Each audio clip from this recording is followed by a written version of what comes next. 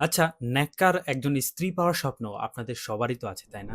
আর যারা ইতিমধ্যে বিয়ে করে ফেলেছেন কিন্তু সংসার অসুখী, আপনি চাচ্ছেন সেই সংসারটাকে একটা সুখী পরিবারে বা একটা সুখী সংসারে রূপান্তরিত করতে, কিন্তু কোনো উপায় খুঁজে পাচ্ছেন না। তো আপনার জন্যই আজকের এই ভিডিওটা। দেখুন, মহান আল্লাহ রাব্বুল আলামিন সকল সমস্যার সমাধান রেখেছেন পবিত্র আল কোরআনের ভিতরেই।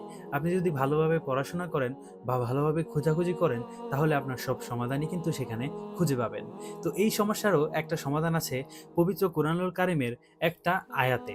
তো চলুন, কোন সেই আয়াত, কোথায় সেই আয়াতটি এবং সেই আয়াতের ব্যাখ্যা কি, সবকিছুই আমরা এখন জানবো। দর্শক, এই আয়াতটি হলো কুরআনুল কারিমের 25 নম্বর সূরা, সূরাতুল ফুরকানের 74 নম্বর আয়াত।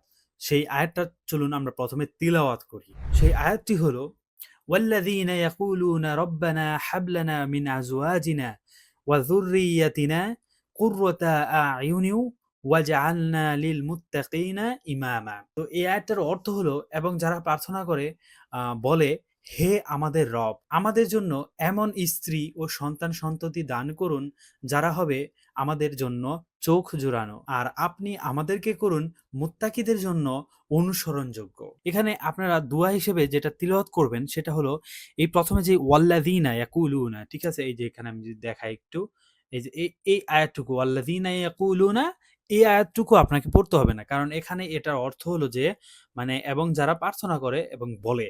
সো এটা আপনারা পড়বেন না। মানে আপনারা এরপরের যে, আপনি চাইলেও পড়তে পারবেন, কিন্তু ধরেন আপনি সুন্দর করে যদি বলতে চান, তাহলে এরপরের যে এইটুকু আছে না? এই যে এখান থেকে এইটুকু পর্যন্ত, যে রব্বানা হাব লানা মিন আজওয়াজিনা ওয়া যুররিয়্যাতিনা কুররাতা আ'ইউনিন ওয়াজআলনা লিল মুত্তাকিনা ইমামা। তো এই আয়াতটুকু যদি আপনারা বেশি, বেশি তেলাওয়াত করেন, তাহলে এমনও হতে পারে আল্লাহ তাআলা আপনার কপালে যেটা লিখে রেখেছিলেন সেটাকে তিনি চাইলেও পরিবর্তন করে আপনাকে আরো ভালো কিছু বা আরো উত্তম কিছু দান করতে পারেন।